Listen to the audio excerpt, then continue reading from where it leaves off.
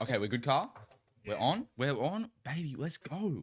All right. So, Nathan, it's fantastic to have you on the show. You came into the set and said, wow, we're really doing this podcast thing for real. And we are. We are episode 10. It's a bit of a milestone. So thank you for volunteering your time and your energy to this show.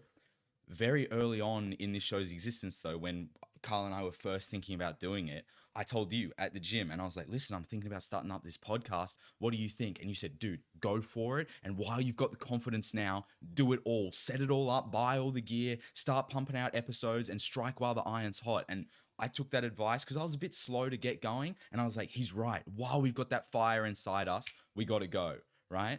Tell me about your experience with that. Have you ever had to use that advice yourself in your own life? 100%. Well, I'll start off just quickly. I never doubted you, but I'm very impressed by the setup and the actual your dedication to this. Thank you. I've used that same tactic in life to really jump the gun in progress. So you realize the hardest part is actually the start of the the business or whatever you're going into, whether it's a challenge or a meeting or even like a physical pursuit, like a marathon or a fight camp. Literally right? anything. The hardest part is the first couple of weeks, right? You have to get past that first challenge, and especially literally like you said, a fight camp. You get in, you do it as many times as possible, and then you get into the routine. And I feel while you're striking, exactly like this podcast, we strike while the iron's hot. You get it up, you get the 3 episodes done, and then while that's done, you realize it's not that hard after all. You've got the momentum to keep moving forward. Exactly. No, you were a really pivotal part in like the early mindset going into this thing, because it's so scary setting something like this up, not just from the financial aspect of buying all the gear and putting it up in your house, but also putting yourself out there too to the world, right? But you gave great advice, and you typically do. I wanted to talk about and give the audience some context on what you do for a living, right? So I know what you do, but give the audience a lowdown of what your day-to-day looks like. It's interesting. Should I give a backstory first? Please. I started in media probably 6 years ago. Picked up a camera when I was really young. Started traveling. Very fortunate with mum and dad being flight attendants. And I started really falling in love with capturing things and creating content. And it started to. I started capturing things alongside some older friends who we started doing little adventure videos with.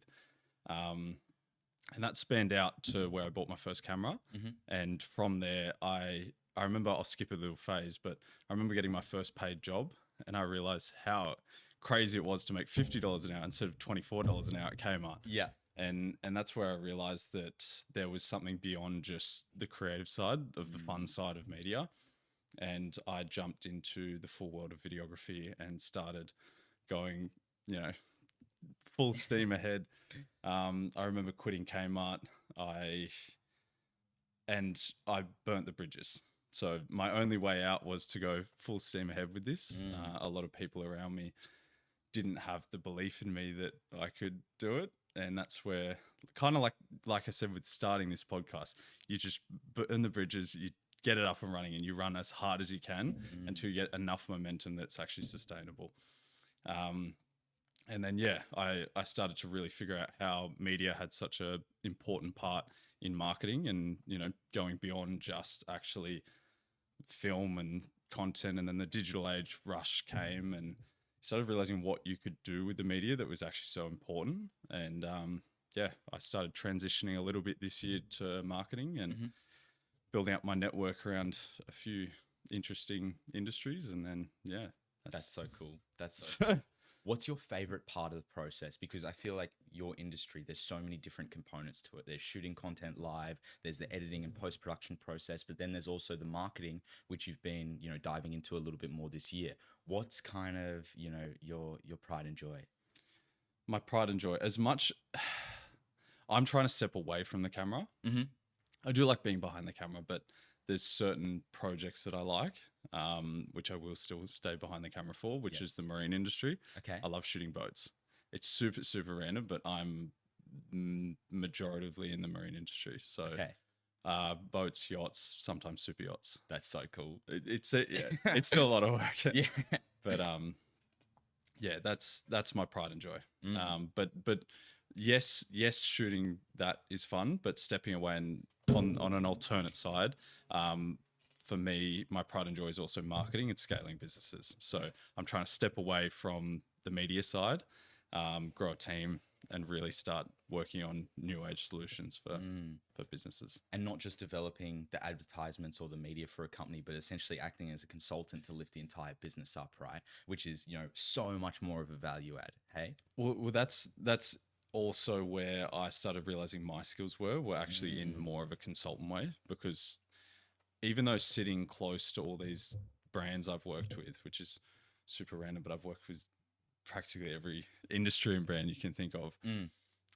But yeah, I started to really understand their strategies and pick up on what they were doing differently in the industry and kind of bring it into my own marketing playbook. And that's where, yeah, I think scaling brands, I bring it into scaling brands. Yes. and where I want to go with that. Fair enough. I know you've done some crazy gigs, but what are some that just really stand out and are really podworthy stories? Podworthy stories. I shot a 130-foot super yacht in the Whitsundays a month ago. Wow. I've done some projects for Lamborghini, McLaren, a few other little brands like that. Mm-hmm. And what's another one? I got flown to Japan for a snow ski film. That's so cool. Super random. Was that the most fun project that you've had the pleasure of taking part of? The one in the snow? Yeah. It was the worst. Oh, what? So it was just freezing cold? No, it was not just freezing cold, but having that amount of money in camera gear sitting in the snow was not ideal. That's so funny. Because you think like, oh, this is going to be such a great opportunity. And then you get there and logistically it's just an uphill battle, right? Has there ever been any like nightmare gigs like that in Australia? Nightmare gigs? I guess in the rain and this and that. But to be honest, no. Okay. No, we've been pretty lucky. That's so good to hear. I feel like, especially you're not just good at what you do. There's a real fire inside you for it. Like you're a really driven person. Like you're relentless when it comes to this stuff. And a lot of times I'll see you walking into the gym at like 8:10 and the gym closes at 9. I'm like, where you been? And you're just like, man, I've just been working all week. This is the first time I've had some free time and I'm here to just do like a 45-minute chest day and get out of here, right? And it just goes to show how much of a commitment you have to not just the industry, but to your own personal career as well. Where does that fire come from? Is it something that you sort of inherited from your parents or something that just lives with inside you? How do you feel about that? It's interesting you say that. It all stems from the aspect of burning the boats. I've got nothing else behind me and I've got to make it work. And the fire is seeing seeing what this could be. So I understand where I'm going. I've got a bit of a plan in play, but the fire comes from seeing where I want to go, and the impact I want to create across different brands, different industries, and just using all that I've learned over the years across all the work I've done, to then leverage that to then create some serious impact in wherever I go. But yeah, the fire is definitely from not having a backup solution. What is the long-term vision? The long-term vision. This is, I sat down probably a month ago and I really, really honed out what I want as a person and in business. And like I said, I really, really enjoy scaling companies. Like I love everything to do with business. I love intricacies, like how to make things more efficient. So I want to have a marketing agency, but I want to attach it to, I wouldn't call it an investment kind of company, but like I would like to have at least some sort of venture company where I go into new business models and ideas, similar to, we're talking about Alex Hormozy with the producer. Yes. And how he kind of uses all his knowledge in marketing to then help brands scale and grow.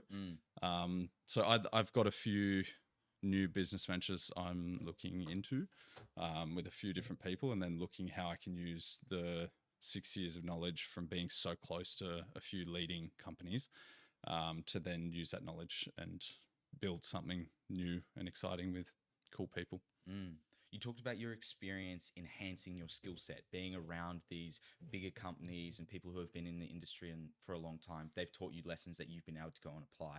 What are those lessons that you've kind of picked up along the way? The lessons,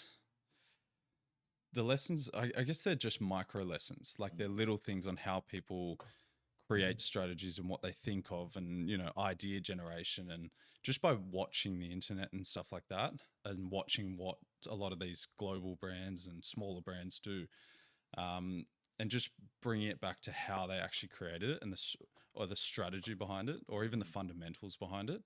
I think that's basically all the learning that you look how they did it, and then you can kind of adapt that to future ideas and strategies and kind of solutions. Yes. But little things like psychology behind marketing, psychology behind people, brand positioning, like just the whole perception of branding. Like you look into the big luxury brands and how they perceived value versus like, it's so interesting how a handbag at Kmart can be worth $50 and then one could be worth $2,000, and probably made similar factories. Like perceived value positioning, it's super interesting to me. I feel like so much learning is subconscious as well. Like just being 100%. In and around people who are great mentors, people who have done it for a long time, big businesses that have a strategy in place. Like even me who works in the corporate environment, just being in the office and understanding how people host meetings, how people go about, the timeline of a project, how people attack a certain piece of work. Those things aren't necessarily lessons that you write down in your little notebook and take note of. They're just things that you pick up along the way. And if you have good people around you, they sort of build you up into a better version of yourself, right? And I feel like you're a product of that. You talked about how you got into the industry early, and over time, over the 6 years you've sort of been doing it, it's just built you up slowly and slowly. And now you're kind of attacking it from a multi-pronged level, right? Which is really interesting, I think corporate's interesting. It's like a jungle of people, like, and structures, and so we still need to talk a bit more about corporate. Let's do it right now. Yeah, there's nothing holding us back. What do you want to know? I saw the maker of the book 48 Laws of Power, Robert Greene. Yep.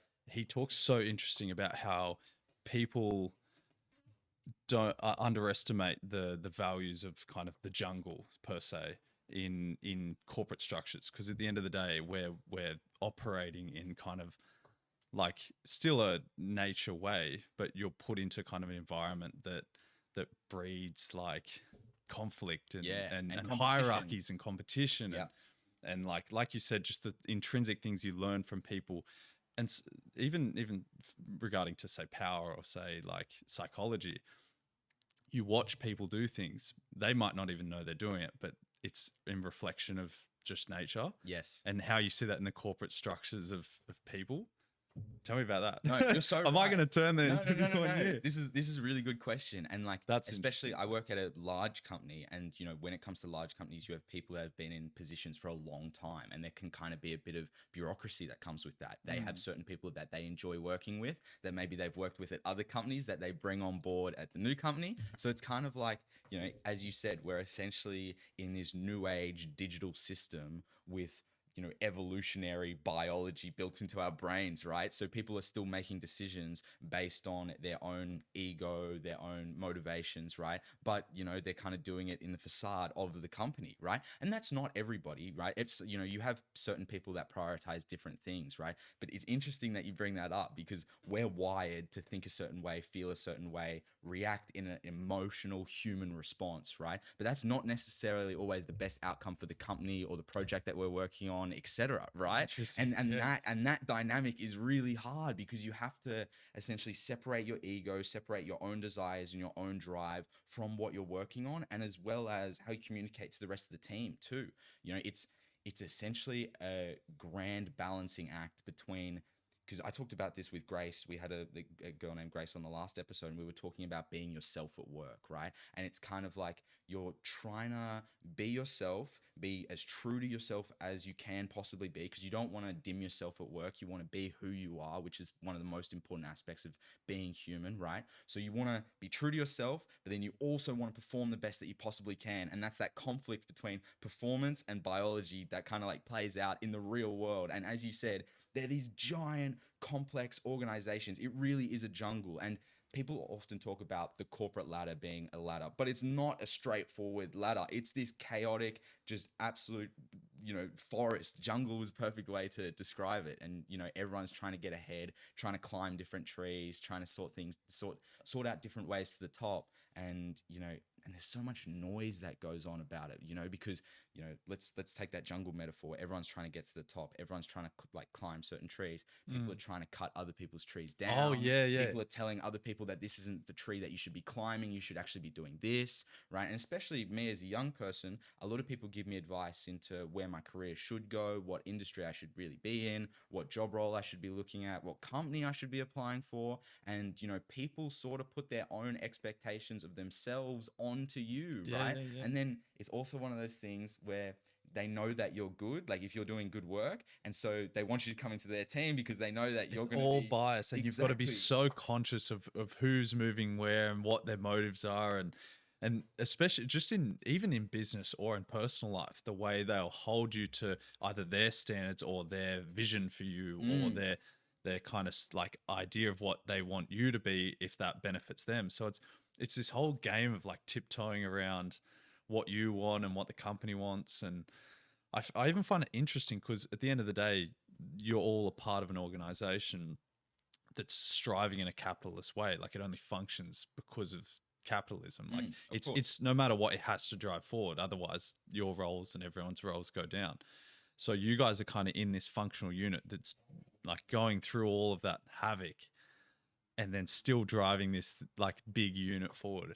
It's so interesting. I think that you mentioned it too. The most important thing is when you're in the jungle to know exactly who you are so you don't become corrupted by other people already in the system, right? Because that's exactly the mindset I try and have. I try and go in there and be me and be as true to myself as I possibly can so that I'm not just deriving outcomes for the company in the best way possible, but I'm deriving the best outcomes for myself and my career path, right? Because it's so easy to not just come corrupted, but become influenced by other people's visions of what they think you should be, right? And people put their own standards and expectations on you when instead you're meant to be building up who you are, right? Yeah. And that can only be discovered by you, There can be catalysts and teachers that essentially that can guide you, but you can only discover the truth within yourself, It's about taking it in and then processing it and putting out what you think is right. Very, very interesting. Have you had any like big moments like that in your life where I know you mentioned like especially when you started out on the marketing side of things, people didn't necessarily believe in you. It was kind of this thing like, oh, what's he doing? Is he wasting his time? Why was it so important for you to chase your dreams and your personal ambition? It was important because you have to be a bit selfish. So it's not about I've always been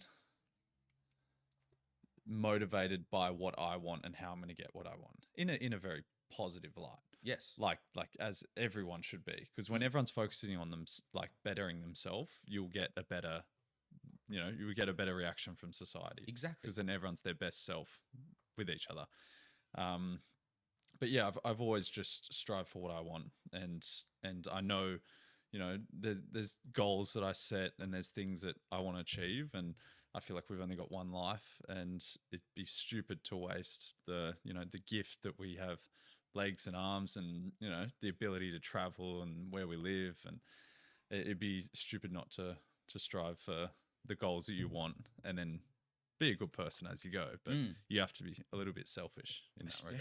Especially when you're young, right? I think it's such an important thing to really chase your dreams. And this is what this podcast is all about. This is what your career is all about, because it's one thing to make a living and to get by and to, be a productive member of society, but it's another thing to chase your own personal dreams and ambitions, right? And that a society where more people do that is a better society, right? And you touched on that. When it comes to chasing your own dreams, people like there's so many things that kind of stop them from doing so, whether it's money or the fear of putting themselves out there or the fear of failure. Have you ever dealt with anything like that, especially early days when starting up what you're doing now? I look, there's fears every day, but that's kind of what keeps you fiery. I was thinking about it the other day, something wasn't working out and I was all frustrated. I was like, maybe it's just because I need more fire. Like, you know what I mean? Yes. You face that every day. It's it's kind of just how much stress and how much tolerance you actually have, and that actually shows the capacity of how far you can go. I think that's built in your character. So if you're sitting there going, oh my gosh, this is such a stressful day, your capacity is that, and that's how much capacity you can take in a, you know, so when you're going to deal with bigger things down the line, it's not, you can't deal with that capacity. So I think to understand, to stress and fear of failure and all this stuff it's good for you. You have to deal with it, and it's if you turn the mindset, it's kind of fun. It's part of the journey. Yeah, it's a natural part of the process. You know, the fear, the like the judgment from others falling on your shoulders a little bit. What are people going to think? What are my parents going to think? What are my friends going to think? Like, what happens if this doesn't work out? Like, this is so difficult. But all of that essentially is just fuel for the fire a little bit. You know, like, you know, we both love a little bit of mixed martial arts. And John Jones always talks about this before he goes and fights. People ask him, like, are you nervous? And he's like, man, I've got butterflies in my stomach all the time, but they're perfectly aligned and I'm ready to go in and activate on it, right? And that nervous energy almost allows you to perform better. That stress that you feel before you go do the thing allows you to get after it even more. Like, sometimes I'm nervous to shoot this pod, and then I'm like, this is perfect. This is how I should be, because it shows that I really care about it, you know? It's the fire you need. I think without it, you're not operating at the height and the limits you could. It's a blessing. Exactly. You're so it is a privilege. It's privileged to be this stressed. It's privileged to be able to do things that challenge you. Otherwise, you'd just be stuck in this kind of mundane life with, you know, scared to get out of your comfort zone, scared to push forward. So I hear you. Just gotta live on the edge. There's that amazing concept that pressure is a privilege, right? Putting yourself under extreme pressure, extreme stress, extreme mental or physical challenges, right, builds you up and creates a better version of you. It's the fastest way to attract growth. And I think you're a great example of that too. I want to talk about, you are such a driven individual when it comes to your career, but you're also a very driven individual when it comes to everything outside of that, right? Keeping in shape, keeping your mind sharp, having good relationships with not only your friends, but colleagues too. How do you find balance when you're so driven and so on fire for what you do every day? Balance. Lovely word. I definitely struggle with balance. I'm not as balanced as I probably look. It's a bit of a fight to be balanced. It's something I'm learning when it comes to time management, because at the start of a career and at the start of, you know, your 20s, you've got to be all over the place. You've got to be what's the expression where you just throw shit at the wall, and if it sticks, it sticks. Yes. So just keep running, literally bash the walls, try everything. And eventually you'll find your balance and your peace once you've gotten through the havoc of what your 20s are. And the people who stick around through that havoc are the people you want around you anyway. Wow, that's a really good little bit. You'll find balance. You'll find balance. It'll come. But you've got to be the warrior before the garden comes along. Yeah, that's such a good such a good metaphor, right? It's better to be a warrior in a garden than a gardener in a war, right? And you sort of have to become the warrior before you are put into the garden, right? And the only 100%. Way you can become that warrior is through war, is through throwing, you know, things at the wall and seeing what sticks, putting yourself under immense pressure to build you into a better version of yourself. Do you think, especially when you're young, do you think balance is overrated and people are too focused on it rather than just getting after it? I've kind of sat as an outlier. Probably you can probably relate. But I've always sat as an outlier. So everything I do, I always went against the grain. So when it came to people going out or doing this or doing that, I just never really aligned with it. I always wanted to go on adventures. I wanted to go on, you know, check out new countries, and I wanted to, because I was so against the grain, especially in school. The second I left school, I started realizing, I was like, I'm not even really friends with too many people because they're just not aligned with my sort of living. So yeah, I think, yeah, I think, yeah. No, I hear you. I hear you.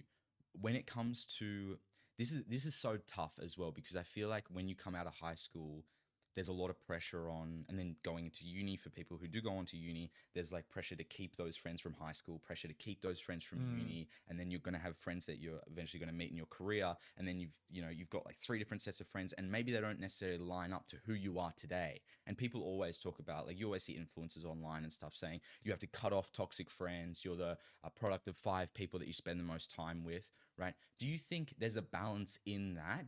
Are you an advocate for, having a small circle of people that you can really trust, or do you think you can spread your energy thinner than most? I think you've got to have a very, very close circle. Okay. You've got to have you've got to count your friends on one hand.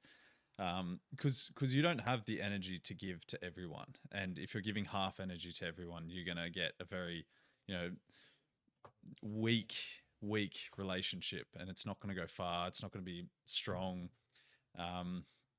And it's better to have true close people than a mass sum of just people who you're acquainted with, but you don't give enough time to. Yes. They don't really know you.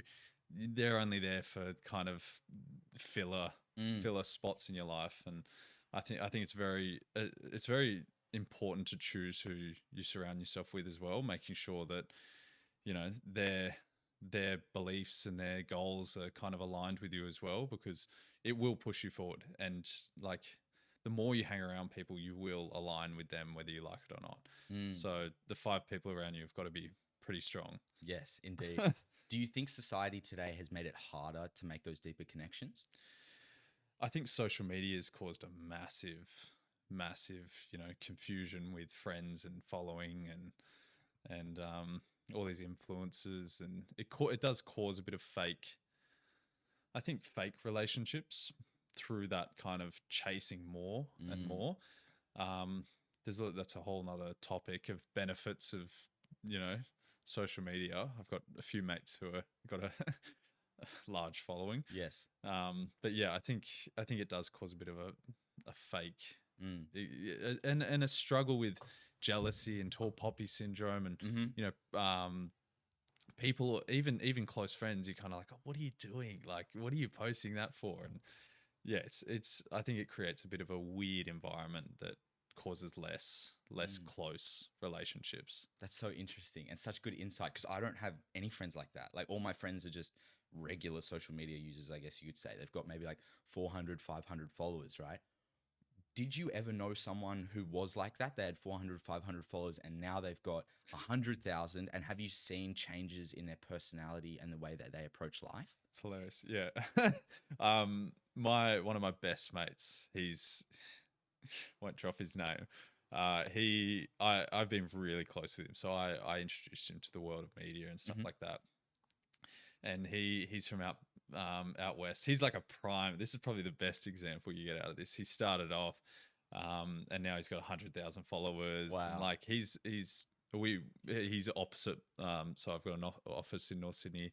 He's opposite me. So every day we hang out. He's doing different types of businesses and stuff like that. Okay. But it didn't change. It never changed him. It actually made him more him, which is good. He's a true person. But it's interesting. There's a lot of opportunity with it, but it's also like very distracting, because there's always the next big thing, and you're following trends and you're following people, and it's a lot. Like, you can see him very, very stuck to his phone and like always wanting more and more and more. I'm the same. That's why I align with him so well. But yeah, I think, yeah, it does. It's definitely made him a better person. And he's done he's got an incredible story behind him. Yeah, that's so cool. Yeah, it does keep him very, very occupied in his mind. I hear you. It does inflate the ego too. He sounds like he'd be a great guest for the show. We got to have him on at some point. 100%. But it's exactly what you said. And a lot of people talk about this, that money doesn't necessarily change you. It's just an amplifier for who you already were, 100%. right? And when you were broke, or when you were just working like a dead end job, right, you didn't have the means to express who you really were, right? But once you get the money, that's when all the good and all the bad can come out all at once, you know? Very obviously. Exactly. And it goes to show that social media is the exact same, that like concept of you know, a following, having that kind of like ego attached to it, the sense of power. It's interesting how that can bring things out of you and amplify who you already were. You know? Have you experienced that, considering like you've had a lot of success in your career, especially early, right? And like you've kind of been, you know, for good reason, you've been working so hard, but you've been able to reap the rewards. Have you kind of seen that within yourself? Are you talking in like monetarily, or are you talking more in Just like, I guess however you measure success. Like a lot of people talk about money, but I know that it goes beyond that for you. Like you have a vision for this and something that you're building towards. And as you've gone from step to step to step and built that vision from the ground up, have you seen yourself become more you? Yes, massively. So I definitely become more me. But I never smell the flowers. I never sit down and look back and look at my achievements. I think I'm nothing. I think I'm so far down here, and I've got, because I'm looking so far up as well, that like everything down here doesn't matter. Like it's not. It's better just to keep looking forward, it does change me for the better, because the more momentum I get, the more I understand who I am and what I want to be, and you know what I enjoy, and the more opportunity I get, it does shape. Yeah, and it doesn't a lot. It starts to align a lot more with me and what I want to be doing. And like I said, sat down last month, and I really, you know, after, you know, spending all this time going crazy, I started to really figure out a real plan going forward, now that I've kind of, like I said, bashed the walls.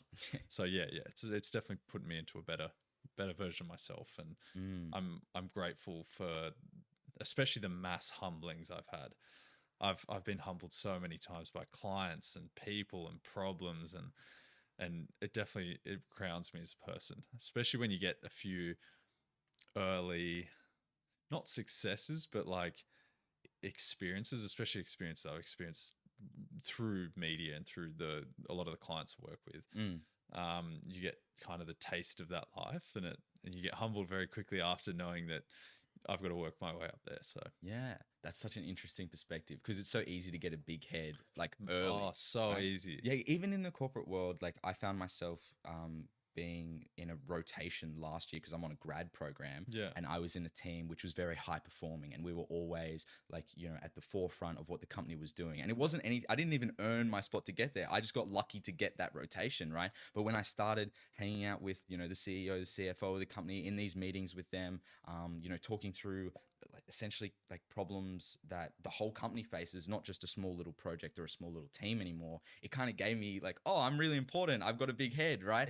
But then you get humbled so quick, because you're just young, you don't know anything, and you just, you know, you're a small fish in a really, really big pond. But I would almost say that is the best thing for you, because you get the taste of it, and then you go, wow. And then when it's cut from you, it's like, okay, now I've got to do 10 years to get back to that. Exactly. So I think that's where a lot of fire stems from as well.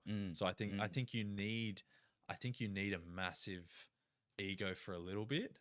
Yeah, like to get that drive, to get, you know, your 3 podcasts out, do whatever, you know what I mean? Yeah. Experience. But like to get just that, even that delusional mindset of just like, I can do this, I can do this, I can do this. Run with delusion until you get to a point where you can do it, you know, in a real way, in a you know, humbled and secure and realistic way, rather than the ego driven, you know, self delusion. And yeah, I think being delusional is one of the biggest superpowers out there. It's dangerous. It's dangerous, but if you can channel that in the right way, it allows you to essentially manifest your dreams into reality a little bit, right? Manifestation is definitely real. You think it's real? Definitely do you real. practice? Do you like try and write a journal, or do you like talk to yourself in the mirror? Is there anything that you do that's manifestation based? It's not even that. It's just sitting. It's just continue. This is manifestation is literally.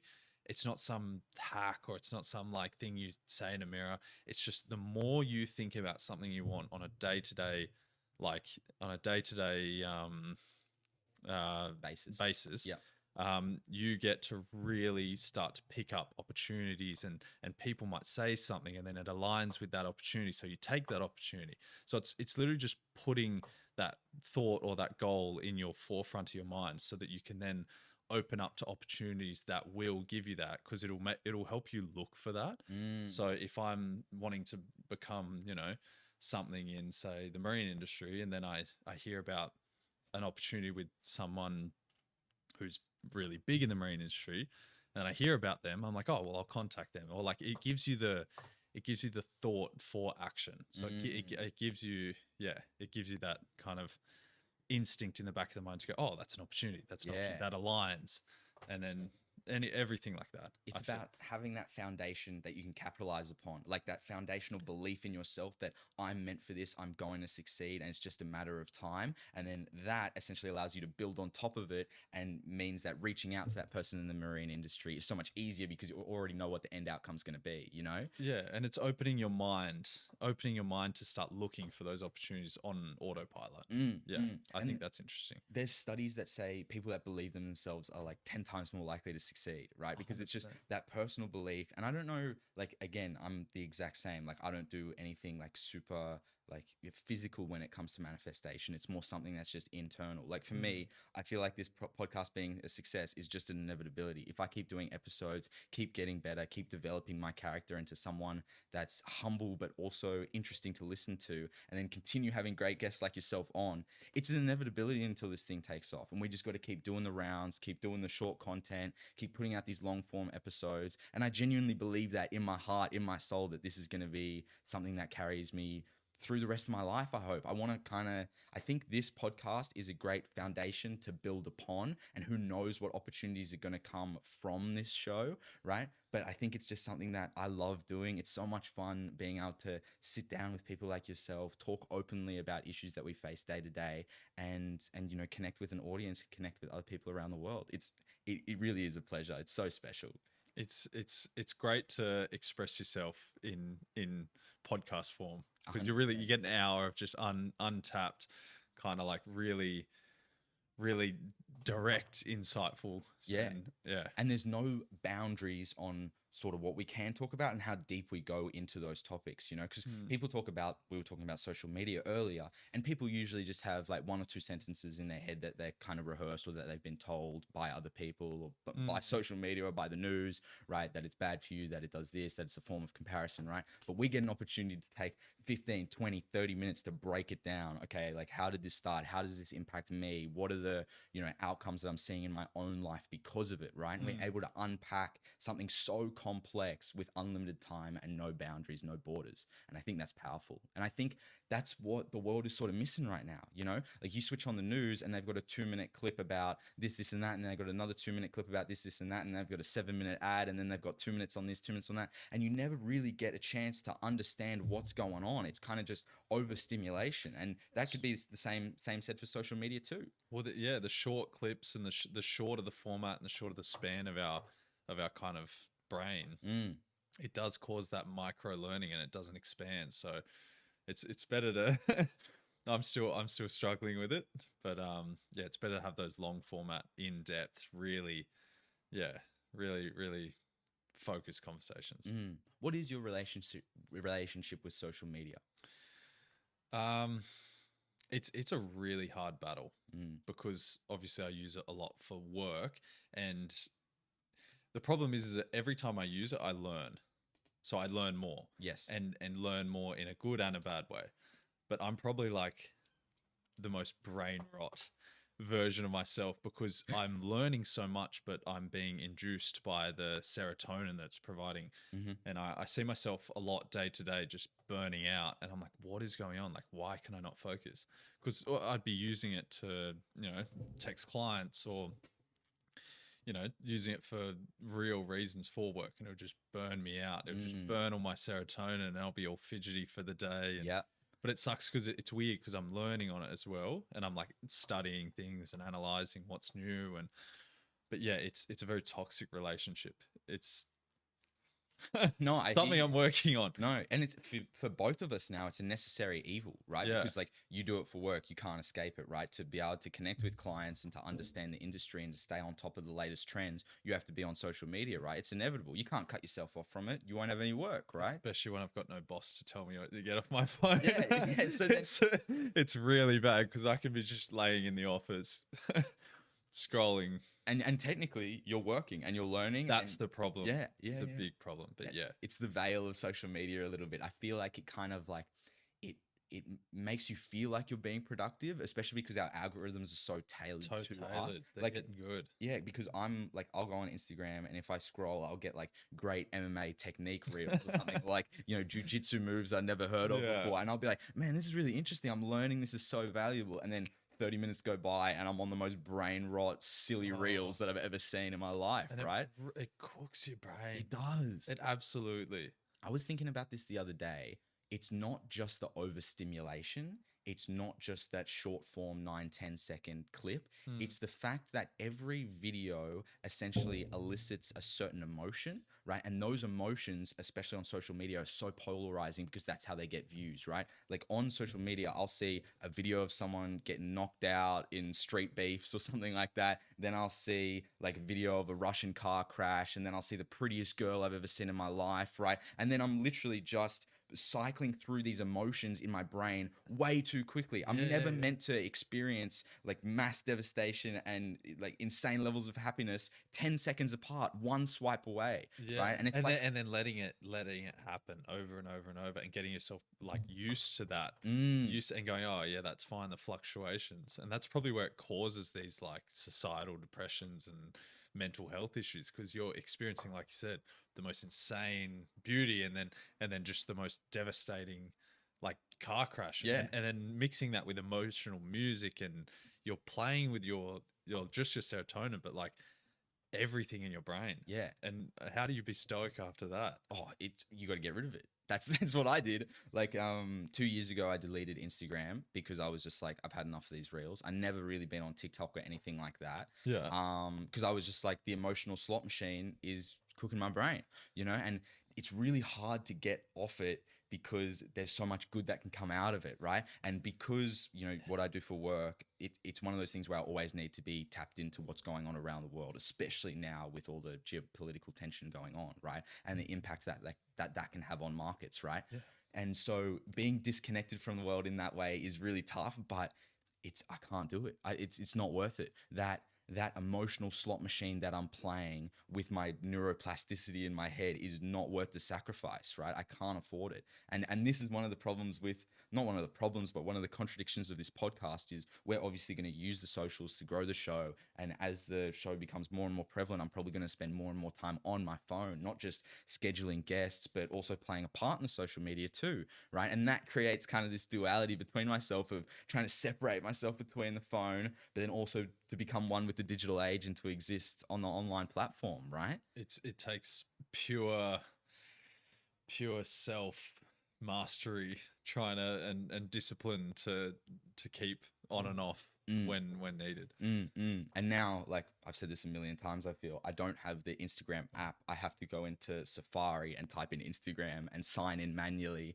And the best part about accessing Safari on Instagram is it doesn't have reels. It doesn't have the ability to scroll. You can, like, honestly, because when I pull up, like, because the only time I'll really use Instagram and pull it up on Safari is when I have to message someone for either a show or for something else, right? And it's actually really good because instead of getting those reels, I log in for the first time and I actually see 2 or 3 photos from people that I really want to connect with, like my mates who have just gone traveling or this or that. But a lot of time when you open up the app, you don't even see your friends. You just see random creators and influencers doing things that are mentally hijacking you for your attention, right? It's death. It's death. But just quickly, I want to touch back on what you said before about global markets and how you can keep up to date, because that's probably my most like intriguing topic at the moment. I watch so much to do with just like global global powers and global shifts, and even like how war determines like markets to drop in other countries, and like it's so interesting how trade wars and how. Oh, don't get me started on this, Nathan. I could spend an hour. That's all I really wanted to talk about today. No. Well, let's do it. Let's dive into it. I think, if we're going to start with anything, we sort of have to talk about what's happening domestically right now, especially the RBA's decision to hold rates at 3.85 and not cut rates. The entire market, and this is for the July cut, obviously, which was meant to happen like a week ago, right? And so it doesn't make much sense to me. We've got 50% of people in Australia living paycheck to paycheck. 43% of people in Australia have less than $1,000 in savings. A third of Australians are mortgage holders, and this rate cut would provide much needed relief for them. But they decide to keep them on hold when the market is explicitly screaming for rate cuts, right? And it just makes no sense to me.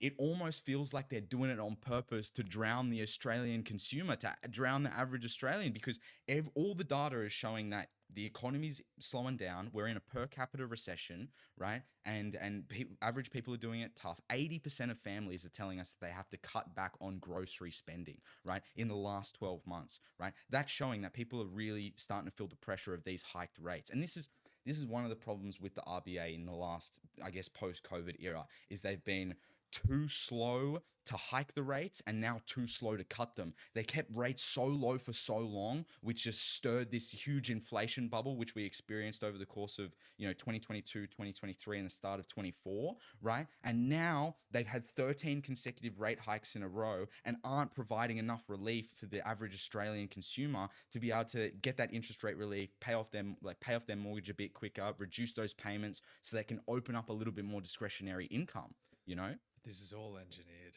You think so? 100%. That's how globalists, like global capitalists, maintain market shifts and power shifts. It's all manufactured. It's 100%. It feels like that, but there's no way that it's not. That's just the way the world works. Especially after what we've been in a capitalist society for a couple hundred years. So don't quote me on that. No. But how long does it take until the trust funds of the world and the people who have maintained that kind of intergenerational wealth eventually start buying into every single company? It's a very scary game to play. But then it's just playing the market and playing the people who unfortunately don't have the power to play the market. Well, that's the big problem. Capitalism's, interesting one. Oh, super interesting. And we've talked about it on this show, like how capitalism is so good and so inherently beneficial because it drives competition, which drives innovation, which drives growth for society, right? But capitalism has these terrible incentives built around it that essentially don't align with the human experience, because human emotion can become corrupted, and then you don't end up doing things in the best interest of the company or even the nation. You start doing things in the best interest of yourself because that's how to get ahead, right?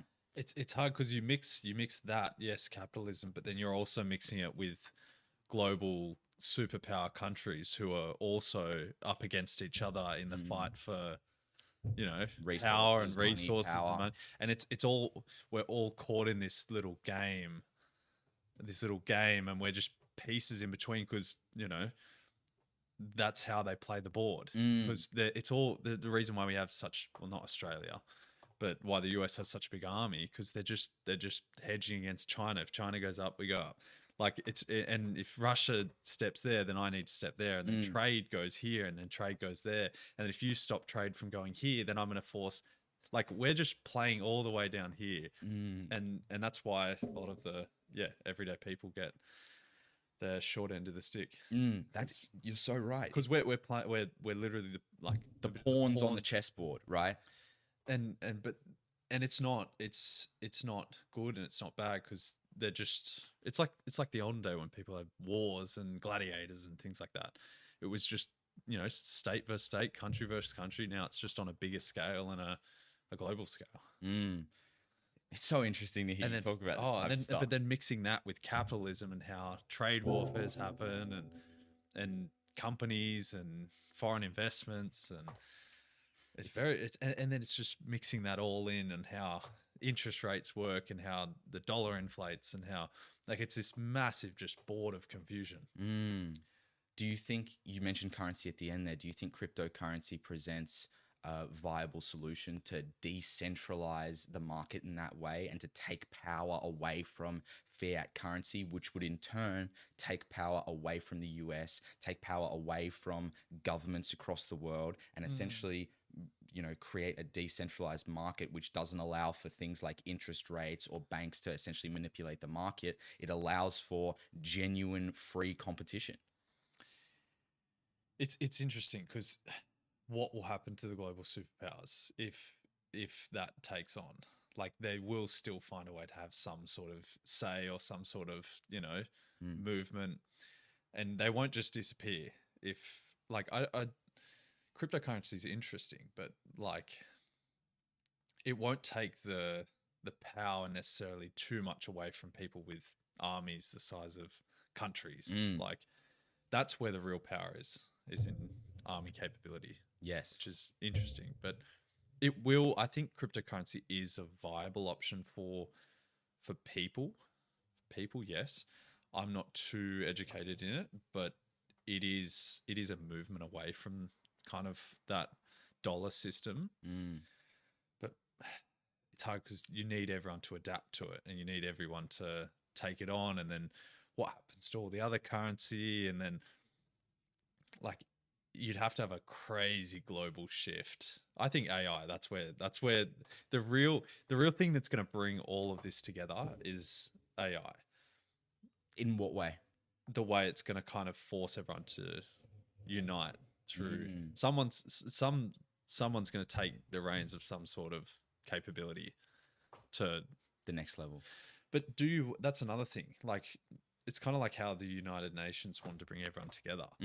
Like what happens if everyone's together and we're still in a capitalist society where, you know, where people want to get ahead, right? Then where's the control go to one source rather than multiple? And I think like the UN has always been about bringing people together, but now we see it creating more division than ever before, right? Because now we've got essentially the rise of BRICS. Do you know the BRICS Pact? Yeah, so Russia. Yeah, Brazil, Russia, India, China, and South Africa is what BRICS stand for, but it now includes Saudi Arabia, a lot of parts of Africa, and Iran too, and right? And now you've got essentially a rival to the UN, right? Where they're not necessarily talking about military deals now, but they will be in the future. A lot of it's to do with trade and to do with independence from the US reserve currency, right?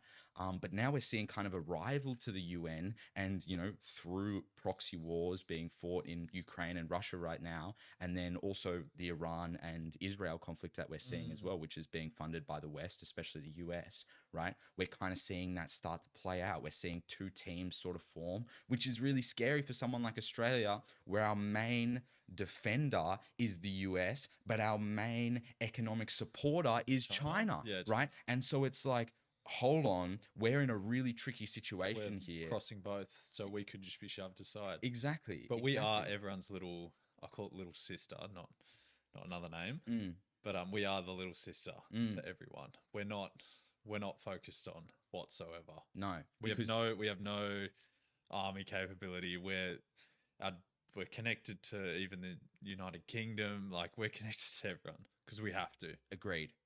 We're not big enough to necessarily drive global outcomes. We essentially 20 how many million? Yeah. Like, well, what do we have now? 25, 26 million. Something about that. Yeah, that's like actually that might be wrong. Look that up, Carl. That's like an average. It might be half an average state. It might be might be completely incorrect. I should know this. It might be like 27. It might even be more than that, towards 30 million now. But fact check us. Yeah, fact check it, because I don't actually. That's the thing. We could be talking absolute shit here. That's the thing. When it comes to like global events, I feel like I know so much. But when it comes to basic things like Australian population, because you're not, you know, refreshing on it all the time, it just slips your mind. And then all of a sudden we've got 30 million you didn't even realize, right? Like, do you think what do you think Australia's role is 26. In the global economy? Okay, yeah, so we were right. 20, 25, 26, 27, perfect. And that was in 2023. Okay, great. What do you think our role is in the global economy? Are we forever the little sister of the world, or do you think we can leverage future technologies like, the Well, the problem is we're not sustainability? investing in things like AI and new tech. You're so right. Like We're stuck in the we're- mud. Well, a lot of like it's actually a concern because that's where the leverage is in the future. Like leverage being against against country and country. Like Yes. if America holds the AI capabilities, then we have to kind of hedge off their Exactly. capabilities. And if trade wars go wrong, we're cut off. Or not just AI, but like we've got a lot of natural resources, but we don't have much to bargain with. Like, pretty sure, didn't we just do talking a bit out of my knowledge, but didn't we just do sign a deal for a nuclear sub? The AUKUS deal. Yeah, let's go with that. It's a long story. That deal actually got finalized like 2-3 years ago, but Trump has brought it back up because he wants Australia to expand our military spending and our military for them. for their benefit, really. 100%. Will be for the West's benefit, I guess you could say, right? And they even though Trump is a huge military spender and he's increased military spending under his watch, even in the last 160 days since he's been in office, he wants to lessen the burden on the US and put it more on other countries. And in his opinion and from his perspective, the US is the defender of the world, right? Like if the US didn't exist, if the US just completely vanished tomorrow, China could invade Australia easily, 100%. right? And the only reason they don't is because they know that they'll face giant ramifications from the US on our behalf. It's like a big bully. It's like a big mafia.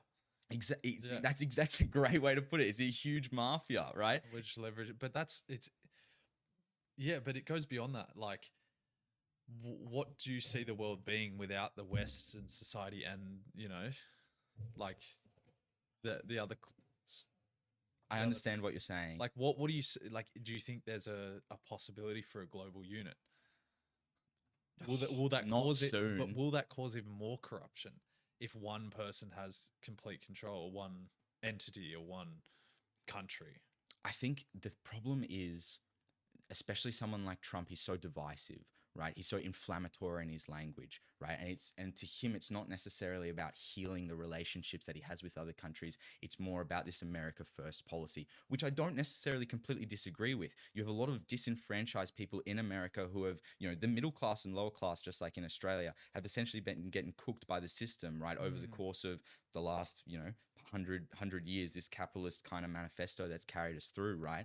And he's trying to address that. He's trying to bring jobs back. He's trying to cut taxes for the average man and to boost their national economy, right? And the way he's doing that is through not only inflammatory language against other countries, but via protectionist policies like these tariffs and things that we're seeing now, right? Which is all part of this trade war, military kind of organization chess game that we were talking about before, right?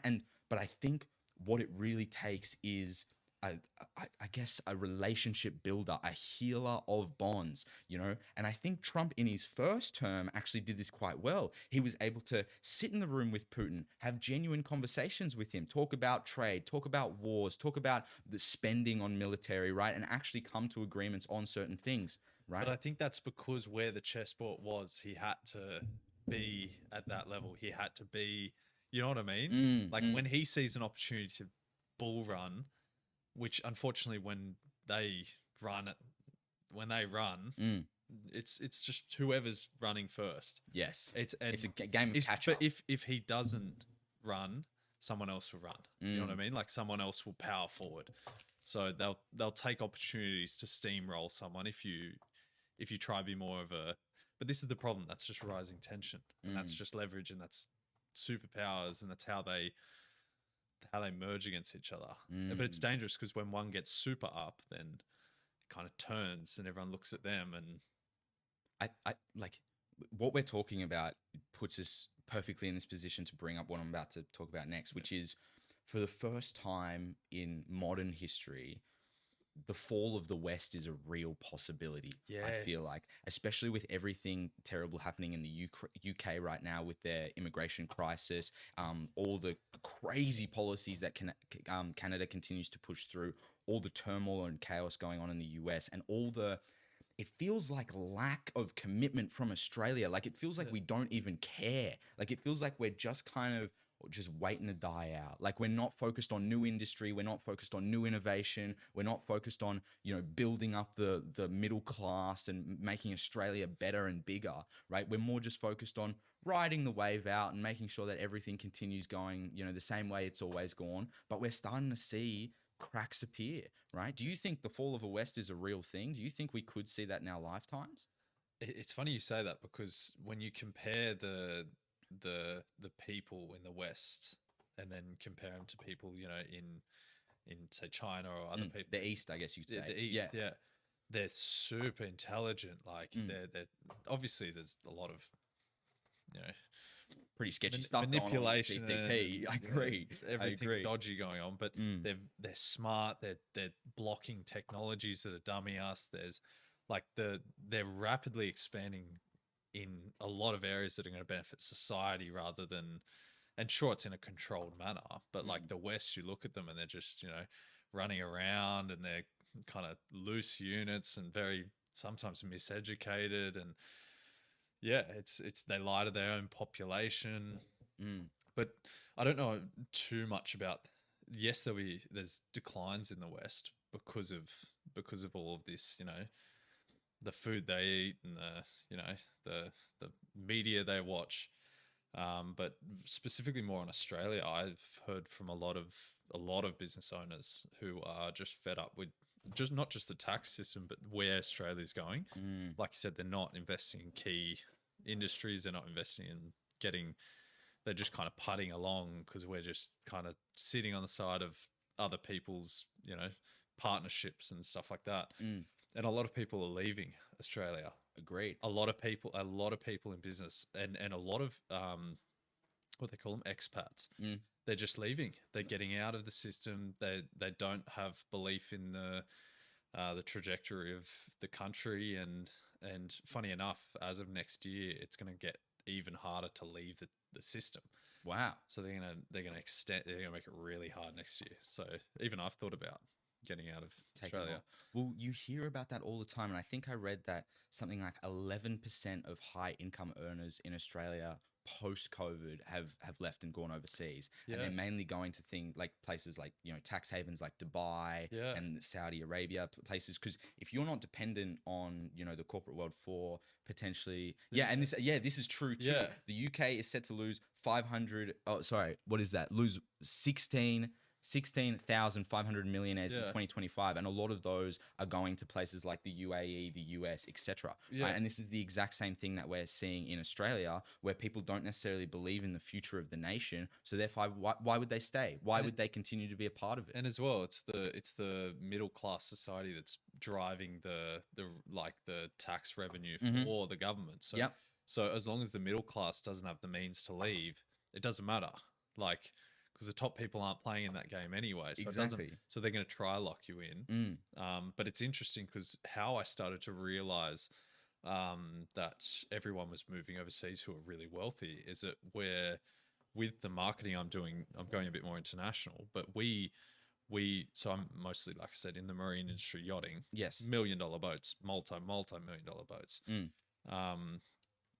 But the whole industry stopped looking at Europe and America for boat sales, and they're starting to focus all on APAC, Asia Pacific. Yes. So I was in Singapore and just other places, and we're talking to people about how all their marketing resources and their new operations, all their key players live in Hong Kong and all these Asian countries, because that's where the future is going to be for expansion and for people to reside who have made their money and they're looking to get out of the mess that the West is creating. So everyone's transitioning. There's wealthy people in Thailand. I think third what do you call them? Third world countries. Third world countries are going to be the biggest next boom because that's where the most development and the money can go. Whether if you think about it, Sydney, it's pretty much maxed out. You're looking at house price $4 or $5 million for a semi-average. Yeah, exactly. But the most development and the new, even you saw Bali over the last 4 years, it just went crazy, and it's expensive now.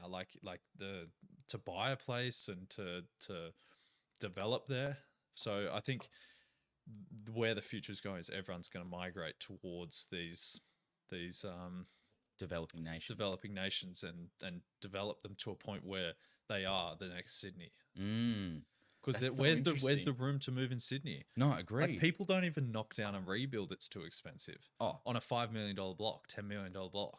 Well, they can't afford it. That's the thing. I want to talk about this being engineered a little bit, because we were talking about that with the rate, like the 100%. the rate hold, I guess you could say, Yeah. right? And you talking about it being engineered, and I agree to some extent, and it feels like, you know, especially with COVID, now it's become impossible to start your own small business, right? Oh It's my become impossible to start, like, you'd be crazy to open up your own bakery, butcher, anything that you want to do, right, to support the local community, because, you know, the rates are too high, mortgages are completely out of reach, cost of living is insane. And not even just that, the benefits for workers are just going crazy.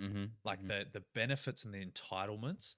Like even I use a lot of contractors, and I was talking to a company that does employee contracts and employee kind of regulations, and shows you if you're misconduct, like hiring employees under misconduct. And they say if you use a contractor too many times, that counts as an employee, and you should be paying their super, or you should be paying above market rate, or you shouldn't be contracting them too many hours in a row. Like, and I'm like, what do you expect? Like, they're going to make it so hard for businesses to function.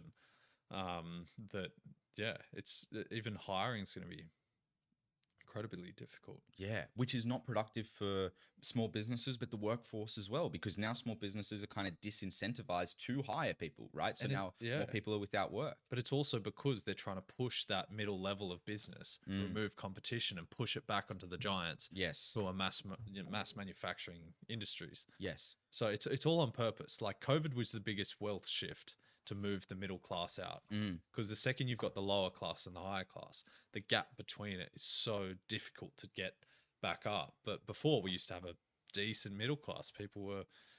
But now you see, it's just a huge shattered. divide between the top 1% and everybody else. But it's literally on purpose, because when you have that top 1%, then you've got the perfect workers for that. Yeah, to continue funding that. So when it wipes out the competition, all that competition turns into workers. And now you've got this nice setup of people who work for what they're told they can work for. Agreed. And so interesting. It is interesting. And it's one of those ones where, you know, now we've had small businesses and a sense of community that we've always taken pride of in Australia being replaced by multinational corporations, which are mainly based overseas, which pay no tax, right? And they're coming in and they're the ones kind of operating society, like, you know, providing jobs for Australians, right? And so that's the first kind of dream that's been taken away from Australians, the fact that they can't even really chase their own dreams anymore, the fact that they can't open a small business and do what they truly want to do, right? So that's been taken away. And I think the next thing to be taken away is home ownership,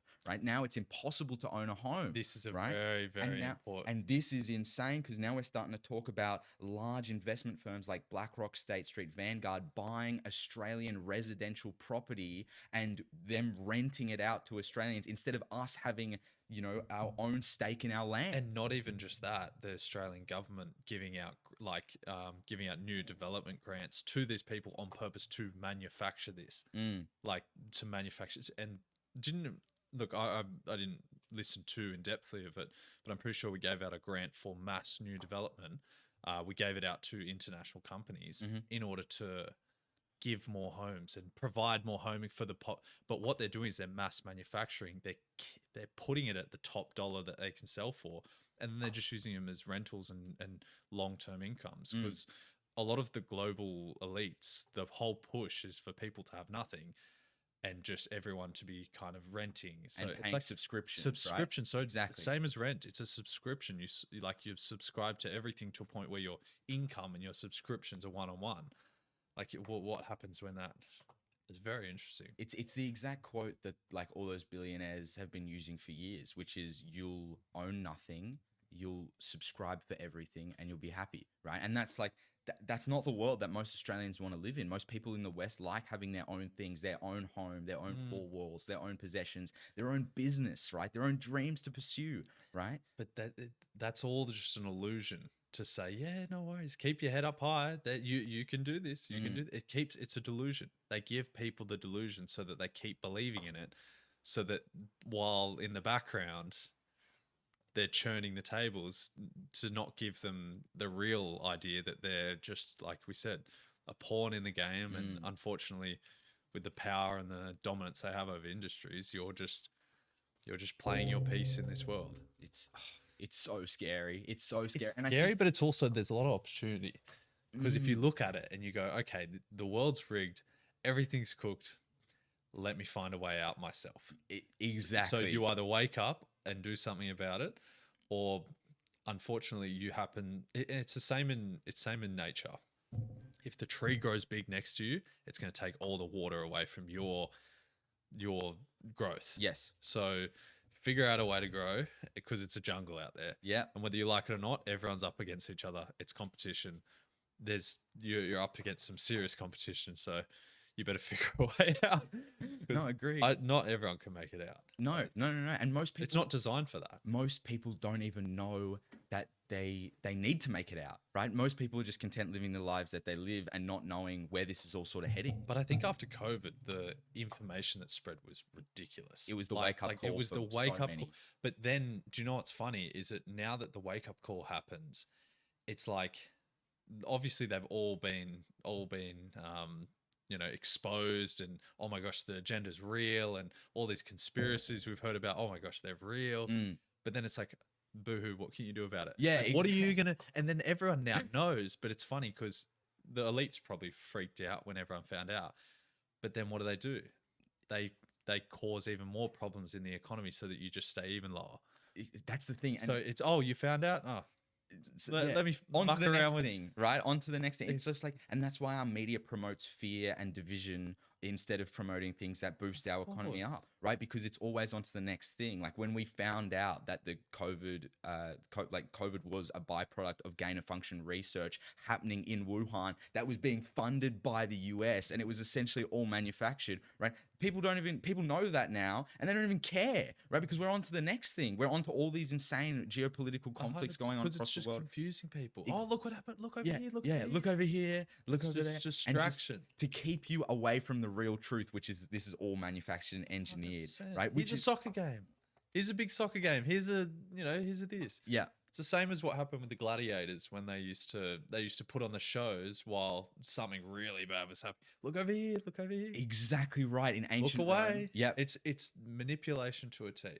And this is why history is so important. You got to read your history. And learn. No, agreed. And ancient Rome, and especially the fall of ancient Rome, has a lot of similarities to what the West is doing right now, right? We have the most corruption we've ever had in our society, the biggest gap in wealth inequality between the top 1% and then the middle and lower class, right? And that's exactly the problems that Rome was facing towards the end of their civilization, which eventually led to their downfall, right? They had leaders prioritizing themselves and prioritizing the, globalist population at the time, that top 1%, instead of providing for the whole country, right? Which is what Rome was founded on, right? And that's what the West was founded on. Like if you look at the US and you read the Declaration of Independence and things like that, you read essentially an account from people who genuinely wanted the best for everybody. They really thought about every single thing, from free speech to the right to bear arms to the way society should be governed to the right to bear arms is an interesting one. What do you think about that?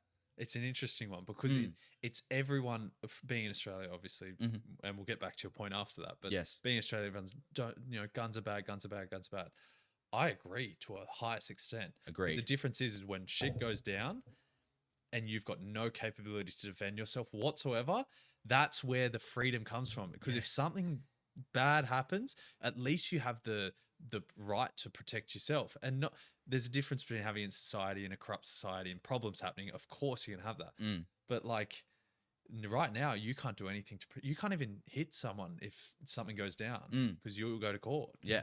We're defenseless. This is the exact point that I try and make to people. And because, when you say that like you're a supporter of the right to bear arms, that can sound a little bit crazy, especially in Australia, right? And I wouldn't necessarily say I'm for it or against it. It's just kind of this crazy thought experiment that we're kind of living right now, right? And we see it in the US with especially like their mental health crisis as well. We see the right to bear arms go so wrong for so many people. Like they have school shootings every single day over there. Yeah. They're like, you know, the amount of casualties is off the chain, and it's a terrible tragedy. And I wouldn't want that to occur in Australia. And I think the policies we've put in place to take people's guns away and to have less guns in Australia is a net positive.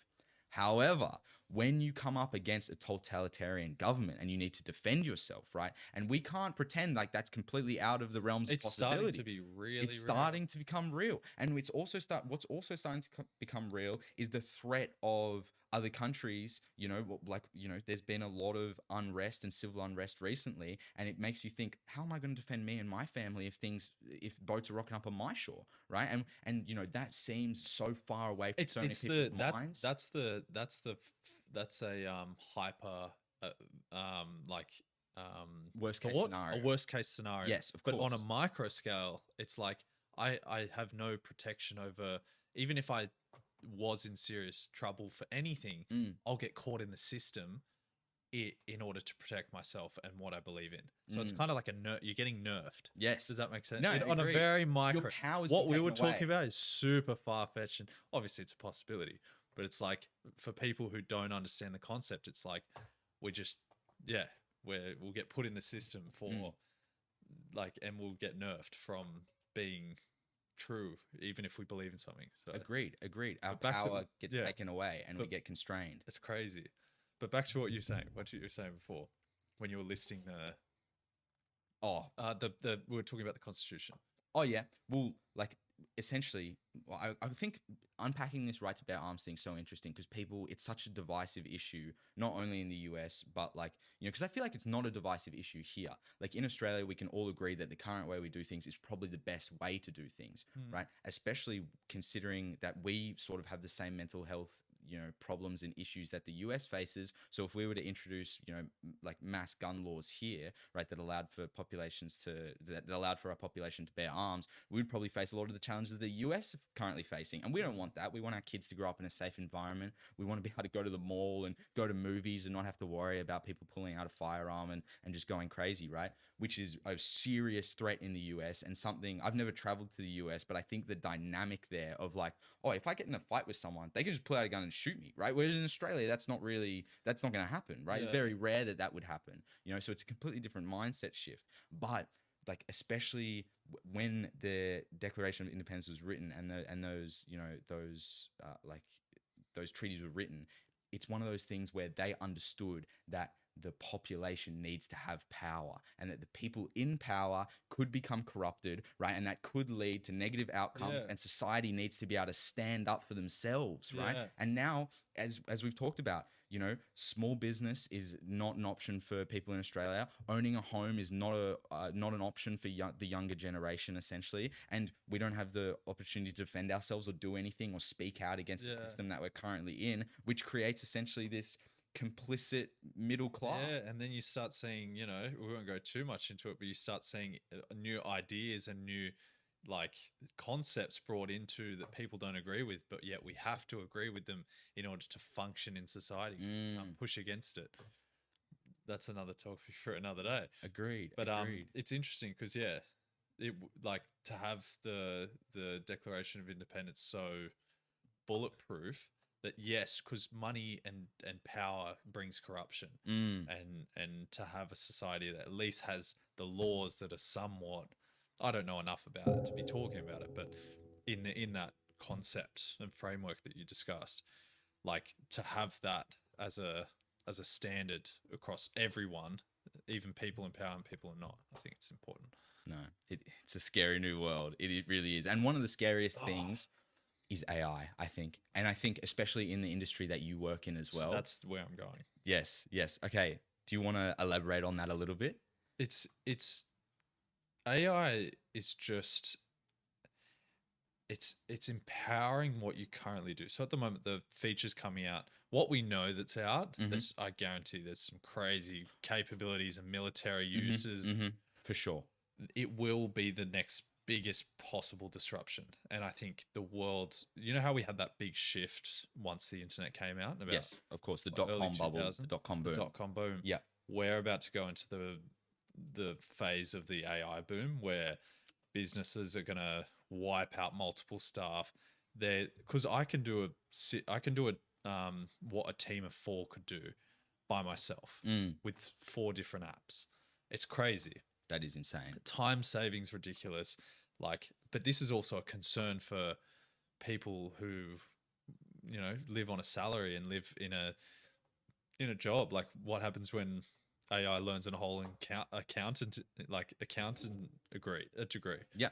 And your job is literally wiped out because your information and your strategies, you can just tell a bot to give you a strategy. Like, I write up a lot of my contracts sometimes with AI and prompting, and I was doing this with a client the other day where I said to him, we did a full strategy about their business. I got every single layer of who they are, what they do, their capacity, their team, what they specialize in, and I put all of that information into a bot, like a specialized bot for them, and so they can just prompt that for something back. So, hey, we had this exact thing happen. Say this guy's not working well with this guy. What should I do? And it will give specific outcomes based on their business as the core brain. So you don't even need a consultant. You just need to plug in exactly who you are and what you're doing, and it will give you a tailored response to where you should go. So consultants, anyone who's information based, is cooked. Yeah. I completely agree. No, I completely agree. And people don't see this because they use ChatGPT now, and it's like, oh, it's not as good as it should be. But we're at the very start, and as you said, we're just entering the boom. We're not seeing anything that's out there. Like, wait till you get to a point. I'm actually working on a venture which I can't talk about. Okay, that's exciting. Which is it's going to be pretty cool.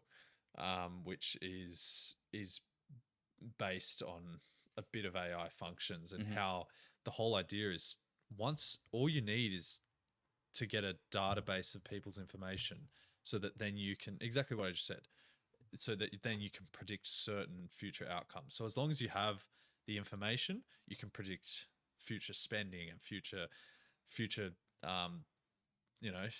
plans, and so AI will be used to basically streamline businesses. It'll wipe out a lot of people, and it will also empower high performance individuals. So it's gonna be a crazy shift, and we're about to see the biggest wipeout, the second wave of wipeout of employees that we'll see, because a marketing team of 6 only needs 1 person now. Yeah, but because why would you hire someone who needs holidays, who needs rest breaks, who needs lunch breaks, who needs superannuation, like the headache in that? I'd rather pay 20 grand for a software that would do that for me. Exactly. And that's where we're heading. And it's to anyone out there who is underskilled or doesn't have a skill that will enhance themselves with these programs, they will get not just replaced, but probably redundant, become obsolete. Like you will there's people done 4-year university degrees for something that is irrelevant, completely worthless, right? And you've got to be very, very aware of this, because it's coming, and in a more exciting part is it to be behind the implementation of this into companies. You will make shit done. Yeah, you make some serious money. So the next wave is implementing. So that's why I'm most excited about, is actually being a part of the transition of how we use traditional marketing, mix that with new age marketing and new age strategies, and then mixing AI to empower all of it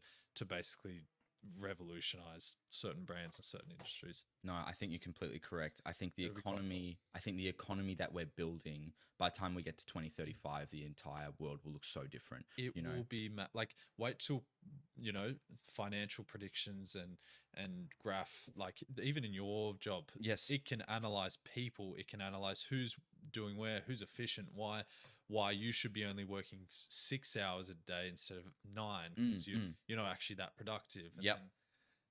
And then it'll start figuring out, the intricacies of a massive $1 billion organization, who's who's not performing, who's unnecessary. Yep. It'll suggest tools to implement. Like the best thing you can use AI for is chatbots like ChatGPT. It's like a concierge. So you plug in who you are and say, what tools do you suggest for me?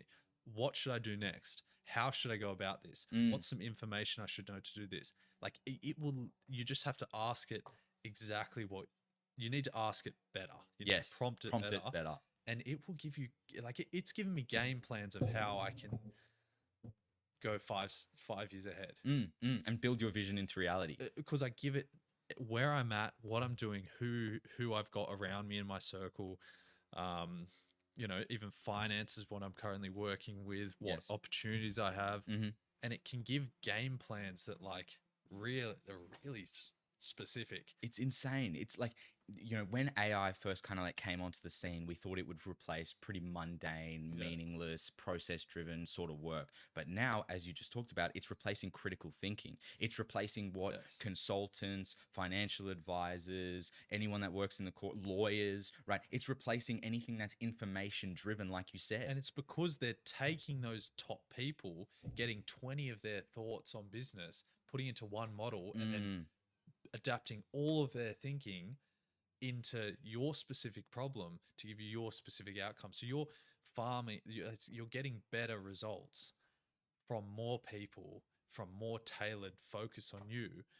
It's like having a board of 20 consultants without the arguing of what strategy goes first, because it understands everything in the same prompt as well. Because you know, when you take into a perspective, and you look at something from one perspective, but there's like 600 perspectives that you could analyze it from.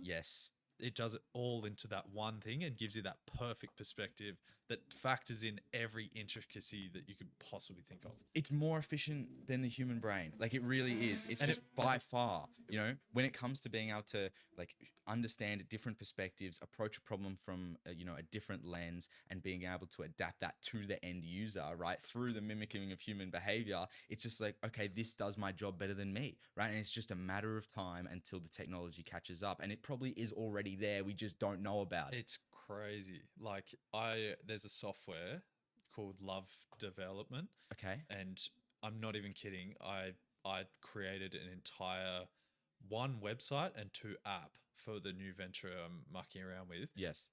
It literally, I'm not even kidding. It developed the entire thing.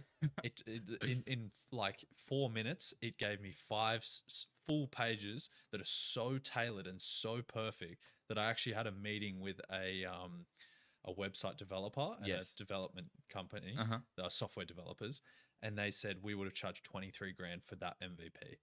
Wow. Charged 23 grand. And they did it in 4 minutes. And you know what's crazy? They sat there. They didn't even know it existed. They sat there and they said, how long did this take you? What? And I said, I'm not even kidding. It took me 4 minutes. And they dropped their face. This is They want to charge me 23 grand. And they're replaced. Just like that, they just got replaced. Right? It was a working model. I could sign into it. Yeah. I could track things. I could change it with like literally a text prompt.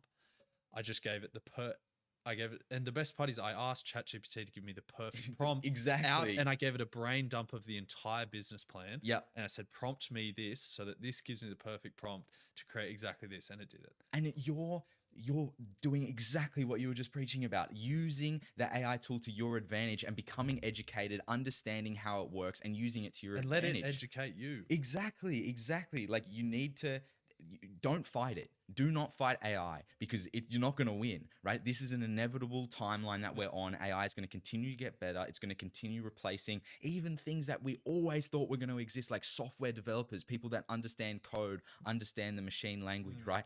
Completely gone. It can build a website in a matter of minutes based on a simple language prompt. It can connect it all up and allow you to sign in, purchase products, become a member, advertise its socials on there. It is a new world that we're living in. But even going further than that is how that you can focus on being important still in the future. What do you think is still important? I think having a following, having a big personal brand is the new gold. That's a new gold. As much as I was telling you about my friend before who has all those followers. Yes. As much as there's like it's like, oh, look at him doing this, or the hate you might get or the problems you might run into. He will put up a story and have 100 people message him saying, I'm keen to join your next venture. I'm keen. And he has personalized invitations to some of the biggest names around the world just because he has a couple numbers on a screen. It's ridiculous. So And the AI can't manufacture that. it can't manufacture audiences or trust. Another one's trust. So I look for in the moment is people in industries who have trust and who have credibility that can't be bought. Yes. That's another thing. So you've got credibility. Knowledge can be taken now. It's credibility and it's personal branding. It's having an audience of people that value you. And yeah, I think this podcast might do that for you. Welcome to this show, Nathan. That's what this is all about. I think in a world where everything's AI automated, everything's so... Because AI automation also means it's devoid of emotion a little bit too, right? And that's why I think being authentic and being myself on this show is such a critical thing, because that's something that the AI can't mimic, right? Massive. And as you said, personal brand, your own reputation, building an audience that trusts you, building an authentic persona that exists online and is reflective of who you really are, is the new gold, is the new standard, because knowledge is out the window. It doesn't matter. The AI, no matter how much you know, right? The AI knows more. No matter how hard you're willing to work, the AI can work harder. As you said, we need leave. We need bathroom breaks. We need to go home and sleep. We need to eat. We need health breaks. Yeah. We need my superannuation. We have families. We have emotions. We are part of the human condition, right? The AI doesn't have any of that. It can work 24/7 all day, every day for the simple one startup cost, whatever it is. Like you said, 20 grand to employ this one system. Whatever it is, right? Yeah. That's way better than paying a salary with benefits, especially with the new standards coming into play next year, right? Oh, sorry, actually, they came into play. Yeah. Like minimum wage got lifted. It was not long ago. Yeah, the superannuation's now 12%. But imagine that you can also get sued by your employees for not giving them the right mental health treatment and not giving them the right, saying accidentally the wrong thing. It's a minefield. Yep. I would rather deal with something that does no emotions. It's that's where we go into nature, and like we're talking about the jungle. Yes. You run into all these weird problems and co-workers being funny with each other and beef and problems and leverage and internal conflict. Remove all of that. Just replace it all with the machine mind, right? That doesn't. But then that's how dangerous is that? It creates. And whoever owns that, like I said, will own. And that's why investing in these AI, especially in government, and having it in your country and in your backed by where you live and where you work, it's important, because if you're going to base your whole business off it, if it turns around the next day, good luck hiring an entire fleet of people again. Exactly, because we're so dependent on the US for our innovation. We essentially outsource all of it to them, right? Because it feels like we're just comfortable staying where we are. And that's because we're also still in a bit of a free market. Wait till that market turns ill-free and people start leveraging that, and we start going, because we're going to stick away from war, because war capability, we can destroy the world. Yes. But now it's leverage capability and also it's technology capability, and it's also financial capability. So it's a trade warfares, it's investment warfares, and it's who has the ownership of most country.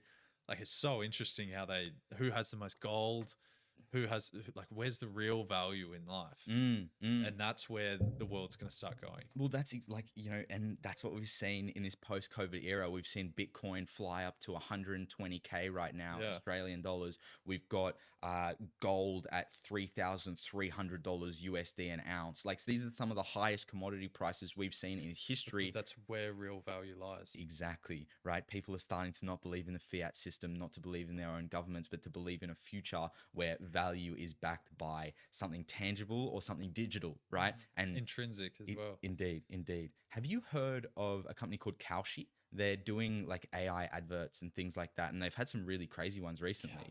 Kalshi. Kyle, do you mind pulling this up for Nathan? I've have this preloaded. So I've seen a few I've seen a few of the AI ads. Adverts. Yep. They're so good. They're so good. Bro, what I'm about to show you, you might have already seen this, but this one is absolutely insane. We'll let Carl pull this up and make sure the audience can hear it too. So they use Runway AI and they Okay. use 11 Labs. So Okay. Runway's for the video prompting. Yes. And 11 Labs is for the best quality of speech in Oh, AI okay. speech, so you can prompt it to say something. What about, have you heard about Google VO3? Yeah, I've heard about Is that's also a video software too? Yeah, Okay. sure. I think this one here might have been used with the VO3. So if we unmute this on the screen, Carl, so that Nathan and I can hear it, and then throw it on full screen for us too via the YouTube. And we'll make sure the audience can hear that as well. But dude, this one is absolutely insane. So yeah, whenever you're ready, Carl, throw it up. If history has taught us anything, it's not to root against the underdog. Right, Peter? No spoilers. It pays to know what's coming. Check the group chat! To chart your own course. I'm sure that's nothing. Because the 1 in a million long shot can work. When the whole world picks Goliath, you know it's going to be David. Every great leap began with a bold first step. And there's no shortage of second chances. I have a feeling this is a gambling Against ad. impossible odds. You don't stand down. You swing first. So for people that don't know, Kalshi is a investment brokerage firm in the US, Okay. right, based out of New York. And this is a completely AI generated video, right? So all the audio, all the people that you see, all those situations, they don't exist. It's all the machine mind. And the cost of that to do a production would be in the millions. Yeah, exactly. Literally in the millions. In the millions, right? Guess how much it cost them? $4,000. $4,000 to make that advert, which was essentially just paying Google's VO3 to do it for them, Yeah. right? Insane. It's revolutionizing the multimedia industry. Considering you're someone in the industry, does this scare you or excite you? So I, as much as I do love media, I've secretly never been a videographer. The entire time, I've just leveraged my media to basically get close to people of interesting capability and interesting businesses and stuff like that. Yes. But yeah, it does excite me. So like I said, I use media as a leg up and a leg in to learn. But I'm in marketing, I'm in innovation, I'm in solutions, I'm in, driving new ideas and creativity. And like I said, I want to step away from the camera. I've had my years in that. Yes. But yeah, this excites me like crazy, because this is where you either adapt or you die. Yeah. So you adapt, and it's exciting because the people who use that, it's the most effective it will ever be at the start of people using it. When everyone uses it, it'll turn, and new creation, new innovation will happen for media and marketing. So it's never going to end. It just depends if I'm going to be holding a camera or not. Do you think in 5 years, do we even have human generated content anymore? Are all ads going to be made in this way using systems like Google's VO3 or the systems you were mentioning earlier? There's something about real personal connection, real human interaction that I think we will never lose. Okay. So I think it'll get to a point where the ads, like our algorithms, the ads are so serotonin, so perfect and so polished that it'll happen to what actual advertising, how we used to see, I only know from my experience, but polished ads of just these crazy, really hyper real, like they looked like an AI, but it was high production, $1 million film. Yes. But people stop watching that now because it's just like, it's unrelatable. Yeah. But now what's working is just people talking to their phone, people talking like phone videos of just human experiences and human relations and human emotions that we can't shake, because it's like you see this video of someone talking about something that happened shit in their week, and I'm so interested in that because it's drama. Yes, and it's real. It's real. So I don't think we'll ever shake the capability of a real connection But I'm also working on another little venture that does work around like more real iPhone based like connection and marketing. Wow. People are they've picked it up massively, but they're still undervaluing the leverage that can create, because that will do tenfold on what a camera can do, because Yeah. people see the polished version and they prefer something that's user generated on a phone or what they're used to seeing in their camera roll, and just relating to that. So I think, to answer your question, I think the AI ads will get incredibly good, but they will also get to a point where we are just too used to it and we'll want something real. We'll want something raw. We want something. It's like when Kanye West did his advertisement in the Super Bowl, and it was just something funny, and it was just something new, and it was something like something you could just laugh and not relate to. But I think he just made a video on on his phone in the dentist, right? While he's getting his grills done or something. He's like, go to easy.com. Yeah. Terrible brain rot example. But like breaking the normal with human connection, just to be like, get the message out. Instead of human emotion, this is a real face. This is Yes. a real. But I do love the panda videos, and have you seen the No, I haven't. panda and the kangaroo that have conversations? Oh, and it's all AI. Yeah, no, I have seen I this. can't. At the moment, I really enjoy watching that stuff. Some of the more crazy ones is like, I've seen some of my mates have been sending me videos of like a gorilla on a surfboard and things like dude. that, and like It is the best thing in the world. It's so cool. I think that's also another way of brands are going to start using that to create strategies to basically manufacture views. So people are now, they're going to manufacture views through any type of format.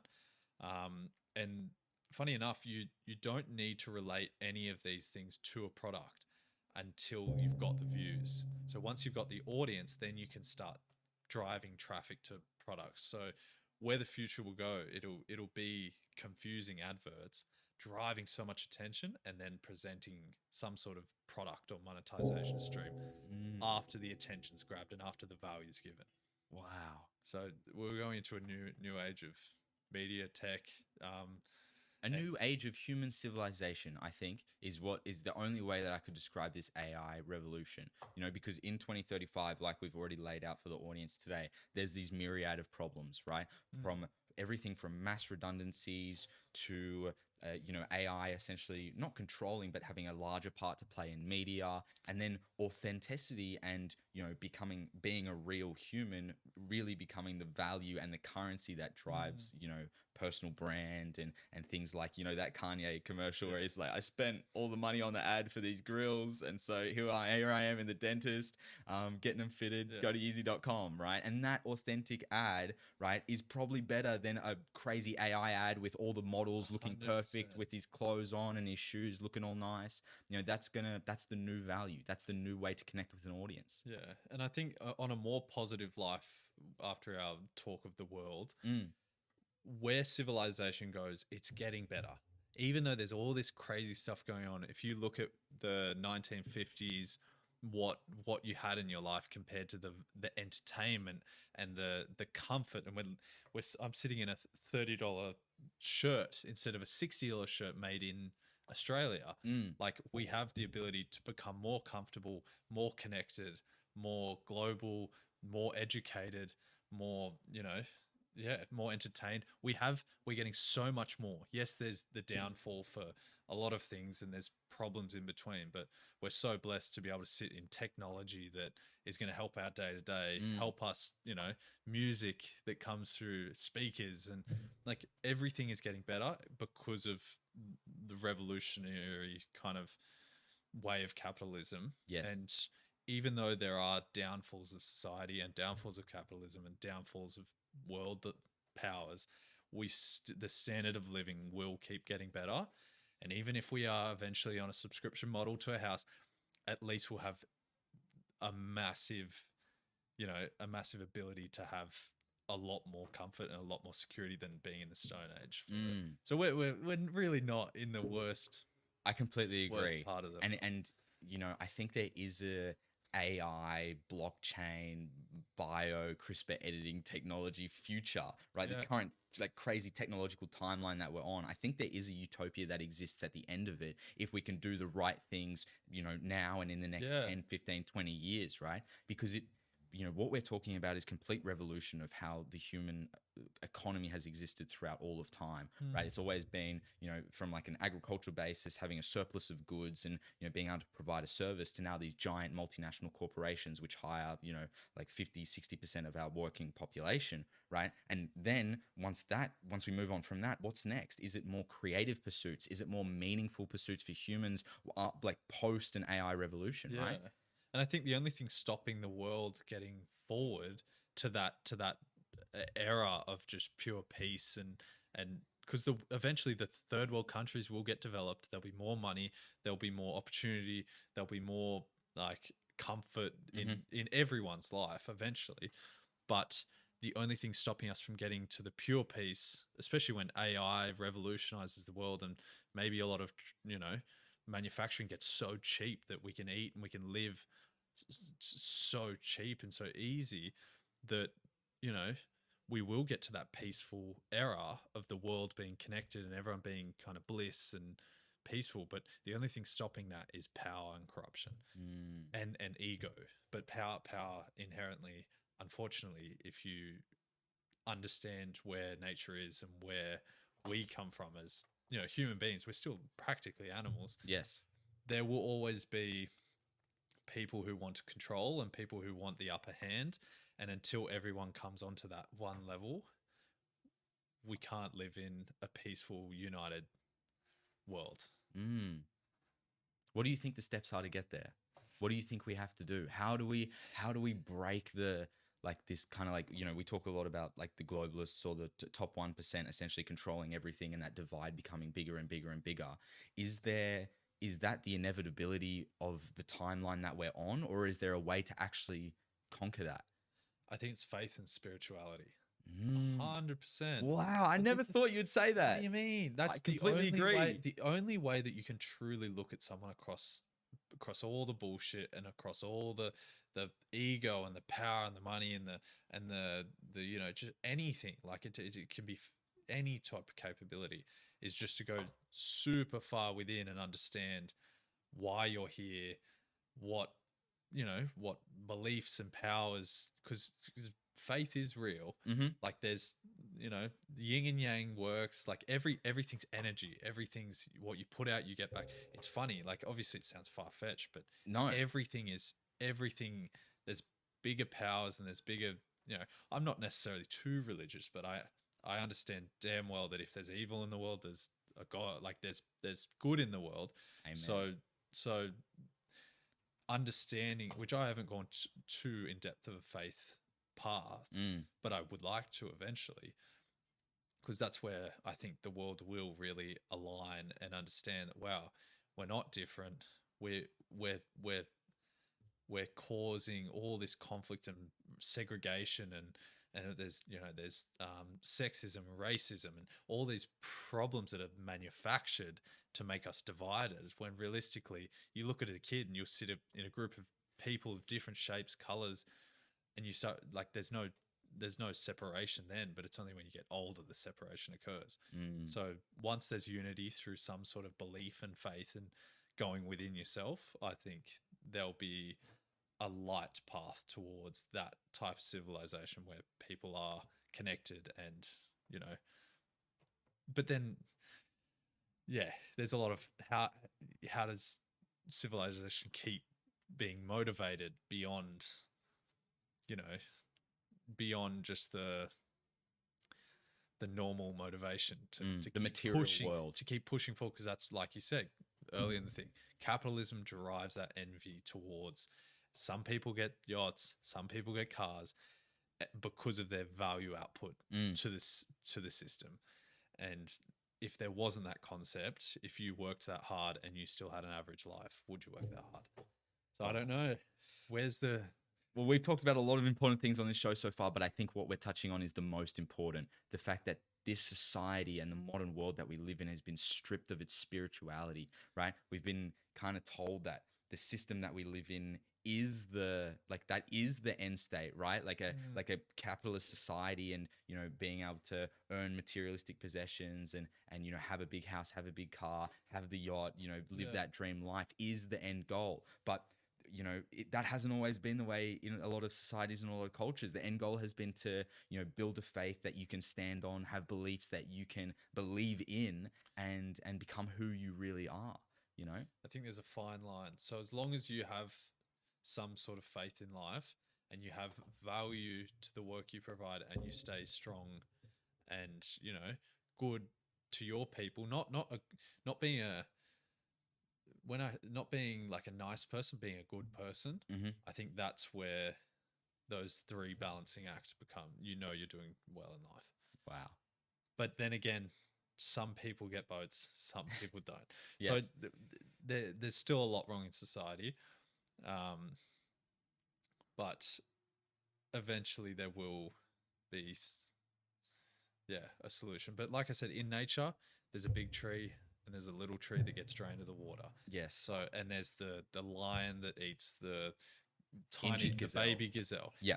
Unfortunately, life isn't fair, and it's not this beautiful. Life is war, and life is tough, and we're so blessed to be sitting here and living where we live and how we live in the world we grew up in the comfort we did is such a rude statement for me to even say on behalf of people.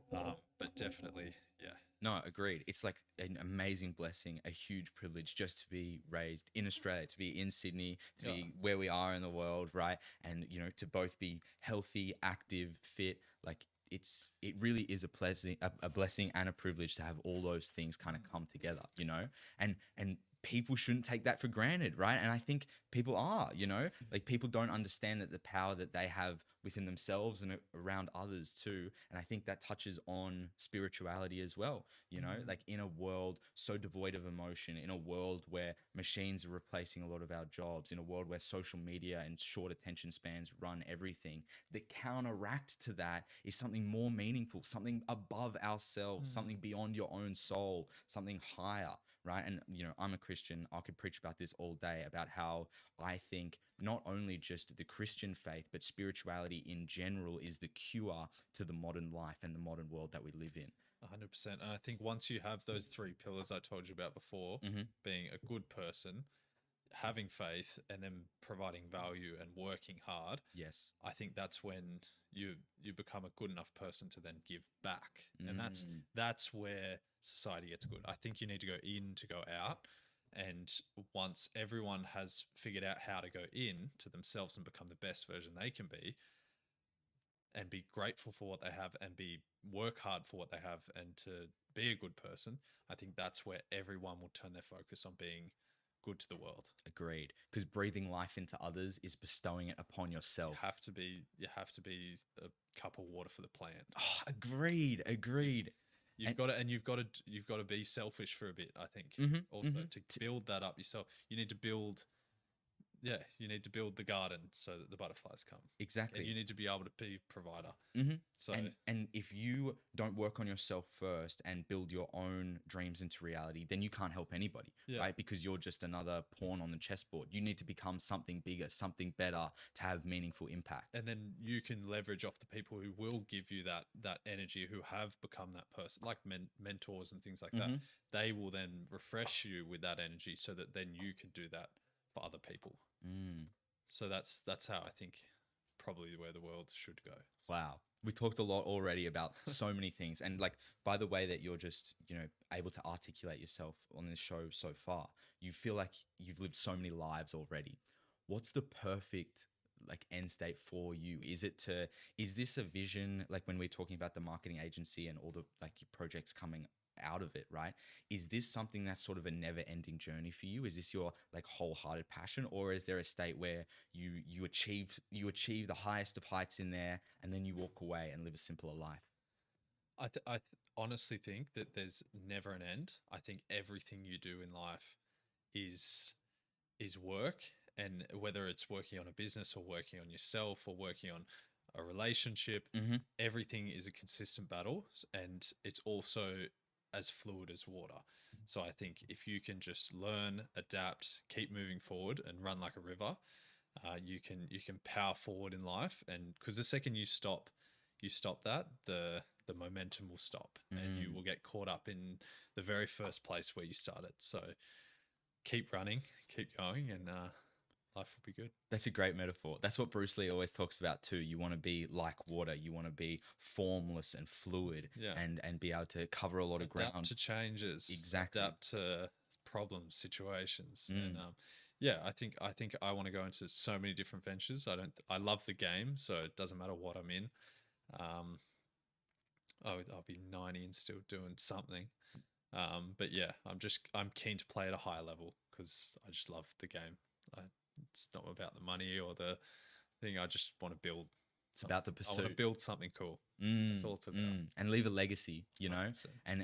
and to inspire others to do the same, you know, because that's what it's all about. And I think, you know, on this show, not only is it about me kind of chasing my own dreams, it's about inspiring others to let them know that they can do the same, and how important it is to do so, to, you know, in a world where everything's so monochromatic, everything's so similar, everything's so technology driven and devoid of emotion, that the real essence of being human and the dreams that you have as an individual is actually what's going to lead to your own success, but then allow you to fulfill your own purpose. Nathan, this has been an awesome episode. We've covered so much ground. Is there anything else that you wanted to talk about before we wrap up? Mate, I think I've run out of words. No, this has been absolutely awesome. Thank you everyone for listening, and we'll catch you next time.